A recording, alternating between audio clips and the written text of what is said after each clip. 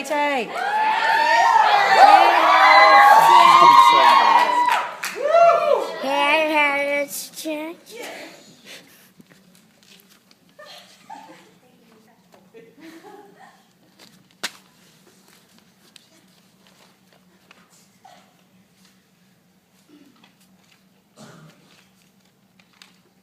What is a relationship? Not just any relationship, no. I mean an actual good, healthy relationship. One where two people, a friend and a friend, a boyfriend and a girlfriend, a husband and a wife are truly happy.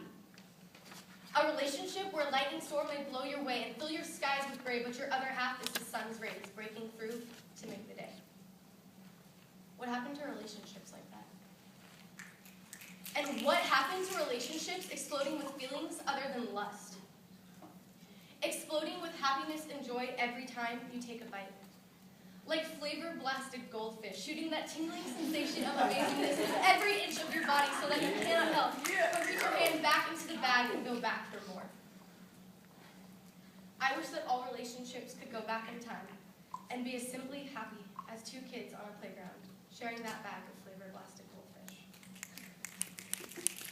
Like these two kids, I wish that everyone, everywhere, had someone to sit with and share with and laugh with and be themselves with at all times. Someone to trust and love and cherish. But love is not always like that. No. Love does not stay as simple as those two kids. It grows up into adults with feelings, wants, needs, desires, scars, and ideas. But what happened to making the best out of those? Love isn't easy all the time, and relationships aren't either. No one ever promised otherwise. But that doesn't mean that making the effort isn't worth it. That doesn't mean just because your friend fought with you the other day that you can ignore their text or rant on Facebook. Oh my gosh, did you hear what she said about me? OMG. What a tramp. Yes, I know. I deleted her on Facebook. We're not friends anymore. That doesn't mean, since your girlfriend and you aren't seeing eye to eye, that you can sleep with another girl at a party. Dude, look at her rack. I'm going to tap that.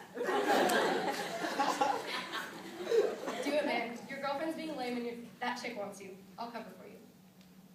That doesn't mean because your wife and you are going through a rough patch that you can secretly start seeing another woman behind the back of your entire family. Babe, I miss you. I can't wait to kiss you and hold you again. Me too. Tomorrow's coming soon, though. I already booked the room. And don't worry, I told the wife and the kids that it was for work. That's normal, right? No. Wrong. Despite society displaying relationships like this nowadays, that's wrong. And in case you're unaware, I'll update you. Relationships aren't actually supposed to be like that. When people fight or argue, you're supposed to talk it out. Not talk it out like two goats butting heads to purposely hurt the other until one walks away missing a horn. No. I mean talking it out like two people who are talking it out like a river rushing its due course. While it may hit rocks that it needs to diverge around, it always meets and it always continues rushing on its way until it meets the calm sea. Yes, it takes patience and control and a little bit of compromise. Maybe being a little bit humble and willing. But is that really that difficult when it only makes both of you better people while it also makes the bond between you stronger? When fixing an argument means more memories, more laughter, more happiness, and less heartbreak. Close your eyes and think of someone that you cared about that you've lost in a way like this. Their face is imprinted on your mind, and their memories are forever in your heart, like a tattoo that can never be removed or a footprint on the moon with no wind to blow it away. You could have stopped them from walking away. You could have reached out and you could have simply said, "I'm sorry." And then they would still be here in your life to this day. You could have someone to go to when you're sad, someone to have when you feel alone, someone to love, someone to laugh with, someone to spend time with, someone to eat flavor-blasted goldfish with. It's worth it. In the end, it's all worth it. Yes, you may try, and it might not work out in the end, but at least you tried, and at least things were healthy. But you might also try and have that someone in your life forever. Someone to continually bond with and grow with and have a relationship with. A boyfriend or a husband to hold you when you cry, to kiss your lips soft and sweet, to caress your cheek or play with your hair or go on adventures with. Someone to laugh with, someone to feel needed by, someone to make memories with, someone to take you home and to take to your parents and make them proud. Someone to give you butterflies constantly. Someone to care enough to want to talk it out. Someone to love you simple and sweet. Or a friend to laugh with until you cry. To rant to when your parents are being dumb. To go out with when you're having a hard time.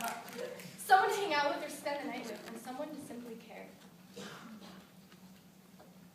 People in relationships that can endure the hardships to enjoy being in each other's company as much as those two kids eating flavored plastic goldfish. No, not normal goldfish. The flavored plastic, because that's the best, most flavorful there is.